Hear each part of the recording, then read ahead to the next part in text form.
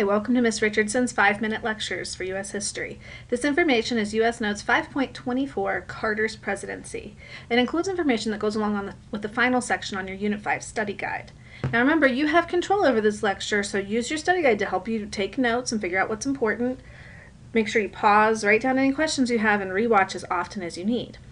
Let's go ahead and get started. So after winning the 1976 presidential election by a very narrow margin against the incumbent President Ford, Carter had to regain the trust of Americans while dealing with two major domestic issues, the economy and the energy crisis. So I mentioned under Ford that inflation and stagflation were hurting America. This caused a recession and high unemployment.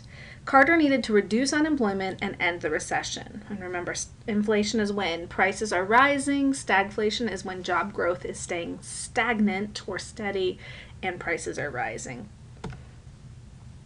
His plan for doing this was to cut taxes and increase government spending.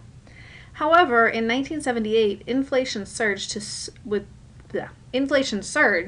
which led to a delay in Carter's proposed tax cuts.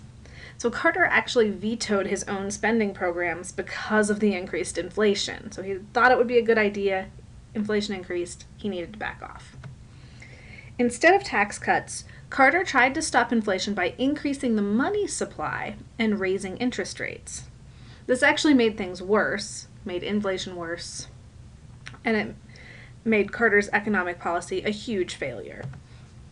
At the same time, Carter was battling the energy crisis that had begun under Ford as well. Remember, the U.S. had an oil shortage due to the oil embargo or the refusal of OPEC to sell us oil.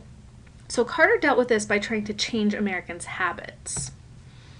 He created the Department of Energy and began national energy programs aimed at conserving oil, promoting renewable energy sources like solar. Yep, solar was around in the 1970s. And reducing energy consumption overall. This did very little to actually fix the underlying problems. Businesses and economists advised Carter that he needed to deregulate the oil industry. So there were high OPEC prices, and the U.S. actually had price controls on oil, so those were actually bankrupting oil companies in the U.S. He did deregulate, but he added a bunch of additional taxes onto oil companies, which meant prices stayed high and it didn't actually help. So ultimately, this led to the 1970s energy crisis, where we didn't have enough energy and oil. So in 1979, instability in the Middle East decreased the oil supply even more.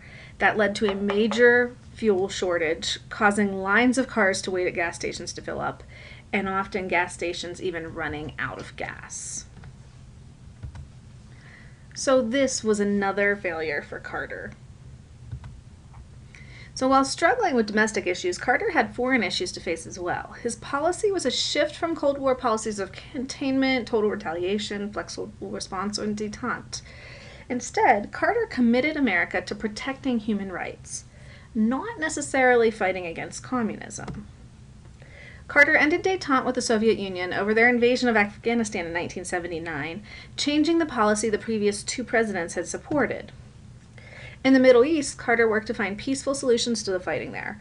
One of his most successful actions was the Camp David Accords, which happened in 1978, and this is where he negotiated a historic peace agreement between Egypt and Israel, two countries who'd been at war for decades.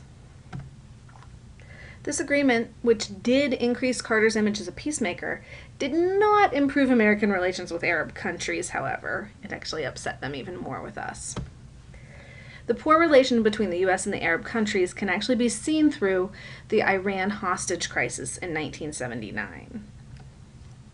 The U.S. supported the Shah of Iran, a monarch, because of the oil in the country and because he was a buffer for the U.S. for the Soviet Union. The Shah was really unpopular with Iranians, though, due to his treatment of citizens and the Islamic religion. So this is him and his wife in these pictures. In 1979, Islamic clergy overthrew the Shah and replaced him with a religious leader known as the Ayatollah. This new religious leader was hostile to the U.S. Ayatollah Khomeini is the guy right here. In November of 1979, Iranian revolutionaries then stormed the U.S. embassy in Tehran and took 52 American hostages. This was the start of the Iran hostage crisis. The rebels refused to negotiate with Carter and threatened to kill the hostages. American forces planned a rescue attempt in April of 1980, which failed. Carter continued to negotiate with the rebels even while campaigning for re-election in 1980.